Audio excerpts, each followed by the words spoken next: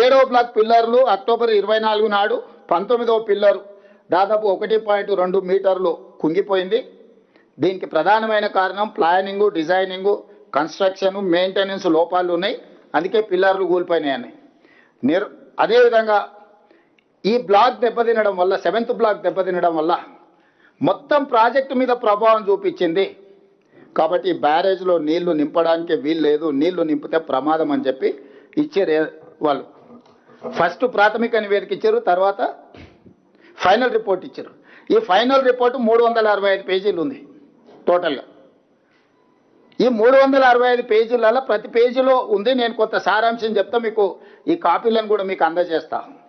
Final report 24 April 2025 నాడు final report ఇచ్చారు.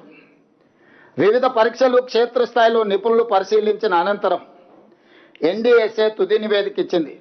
అందులో మేడిగడ్డ, అన్నారం, సుందిల్ల బ్యారేజు నీటి నిల్వకు అనుకూలం కావని తేల్చి చెప్పింది.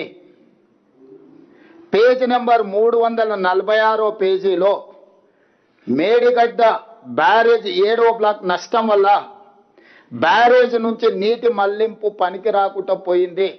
ఈ నివేదికలో 346 పేజీల స్పష్టంగా 7th బ్లాక్ డ్యామేజ్ అవ్వడం వల్ల నీటిని నింపడం కానీ నీటిని మళ్లించడం కానీ కుదరదు. దీనివల్ల మొత్తం ఎంటైర్ మేడిగడ్డ బ్యారేజ్ దెబ్బతిన్నదని చెప్పింది. 352 పేజీలో అన్నారం బ్యారేజ్ తీవ్రంగా దెబ్బతిన్నది, నీటి మళ్లింపు సురక్షితం కాదని చెప్పింది. 356 పేజీలో సుందిల్ల బ్యారేజ్ తీవ్రంగా దెబ్బతిన్నందున నీటిని మళ్లించడం సురక్షితం కాదని చెప్పింది. ఫైనల్గా ఎగ్జిక్యూటివ్ సమ్మరీలో 17th పాయింట్ 3 బ్యారేజీలు తీవ్ర నష్టాలను క్రోడీకరించింది.